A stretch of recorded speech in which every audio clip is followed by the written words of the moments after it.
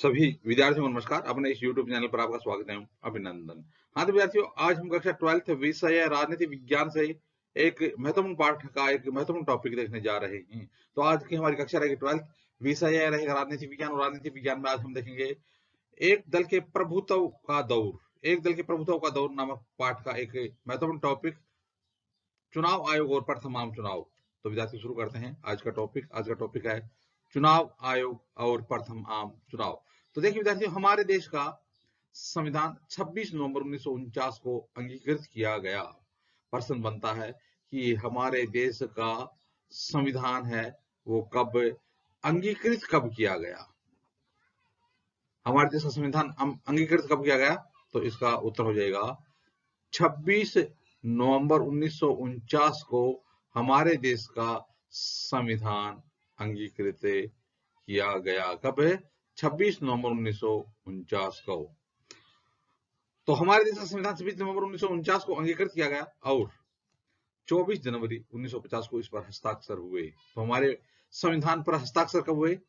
24 जनवरी 1950 को। जब भारतीय संविधान बनकर के तैयार हो गया तो इस पर हस्ताक्षर कब हुए थे? 24 जनवरी 1950 को इस पर हस्ताक्षर हुए थे, याद रखना है। यह संविधान 26 जनवरी 1950 से अमल में आया, यानी भारतीय संविधान लागू कब किया गया?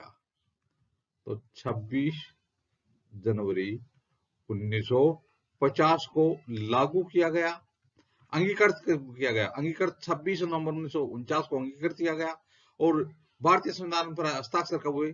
24 जनवरी 1950 को। हमारे देश में लोकतांत्रिक रूप से निर्वाचित सरकार चलाने के लिए सन 1950 में चुनाव आयोग का गठन किया गया। तो लोकतांत्रिक चुनाव के लिए जरूरी है कि एक चुनाव आयोग, स्वतंत्र और निष्पक्ष चुनाव आयोग का होना जरूरी है। तो हमारे देश में भी लोकतांत्रिक रूप से निर्वाचित सरकार चलाने के लिए सन 1950 में चुनाव आयोग का गठन किया गया। तो बताइए, भारतीय चुनाव आयोग का गठन कब किया गया? सन 1950 में। क्यों किया गया? तो निर्वाचित सरकार चलाने के लिए समय समय पर मतदान की आवश्यकता होती है, इसलिए हमारे देश में मतों की गणना है या फिर निर्वाचन करवाना है, दलों को मान्यता देना है, दलों के लिए आचार संहिता बनाना है, इस सभी कार्यवाही के लिए एक चुनाव आयोग का गठन किया गया। कब? 1950 में। सुकुमार सेन पहले चुनाव आयुक्त बने। भारतीय पहले चुनाव आयुक्त कौन बने थे? सुकुमार सेन। सुकुमार सेन पहले चुनाव आयुक्त बने थे। प्रथम आम चुनाव अक्टूबर 1951 से फरवरी 1952 तक हुए। तो प्रथम चुनाव कब हुए थे? प्रथम आम चुनाव 1951 अक्टूबर 1951 से लेकर के फरवरी 1952 तक हुए थे। इन चुनावों को अमूमन 1952 के चुनाव ही कहा जाता है। इन चुनाव को क्या कहा जाता है? यानी देखिए, अक्टूबर 1951 से शुरू हुए थे और फरवरी 1952 तक हुए थे, लेकिन फिर भी इनको 1952 के आम चुनाव ही कहा जाता है। क्यों? क्योंकि देश के अधिकांश हिस्सों में मतदान कब हुआ था? 1952 में हुआ था। देश के अधिकांश हिस्सों में 1952 को ही मतदान होने के कारण इन चुनावों को 1952 के आम चुनाव कहा जाता है। देखिए विद्यार्थियों, उस वक्त देश में 17 करोड़ मतदाता थे। 1952 जब प्रथम चुनाव करवाए गए, प्रथम आम चुनाव हुए थे, उसमें देश में कितने मतदाता थे?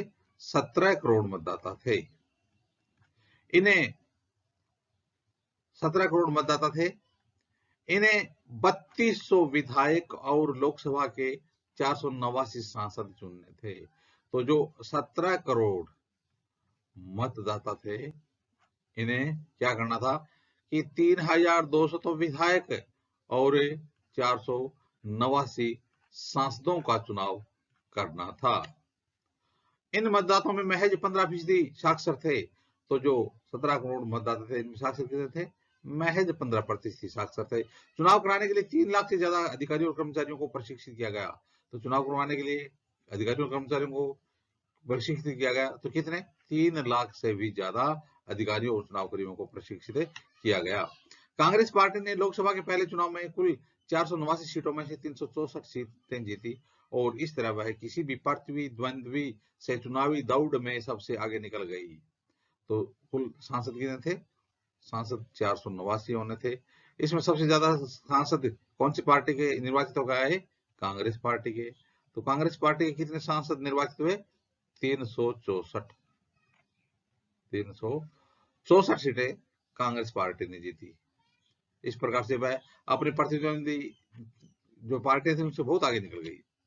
जहां तक सीटों पर जीत हासिल करने का सवाल है, पहले आम चुनाव में भारतीय कम्युनिस्ट पार्टी दूसरे नंबर पर रही। तो भारतीय कम्युनिस्ट पार्टी पहले स्थान पर कौन सी रही? तो राष्ट्रीय कांग्रेस पार्टी रही थी।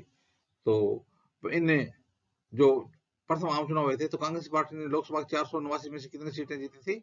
364। दूसरे स्थान पर कौन सी पार्टी रही थी? तो भारतीय कम्युनिस्ट पार्टी रही। उसे कुल 16 सीटें हासिल हुई। कितने? 16 सीटें ही हासिल हुई, लेकिन फिर भी दूसरे स्थान पर रही।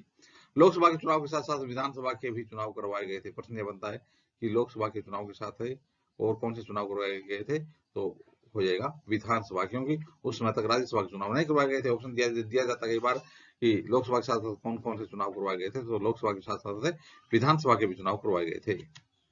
कांग्रेस पार्टी को विधानसभा के चुनाव में भी बड़ी जीत हासिल हुई। इस प्रकार से कांग्रेस पार्टी को केंद्र में व राज्यों में, जो राज्य की विधानसभाएं थी वहां पर भी बहुत भारी जीत मिली थी। तो इस प्रकार से विद्यार्थियों आज हमने प्रथम आम चुनाव आयोग के बारे में अध्ययन किया। आगे आने वाले वीडियो में भी इसी प्रकार से हम राजनीतिक विज्ञान संबंधित अध्ययन सामग्री देखते रहेंगे। आप भी अपने इस यूट्यूब चैनल के साथ बने रहिए। वीडियो देखने के लिए धन्यवाद।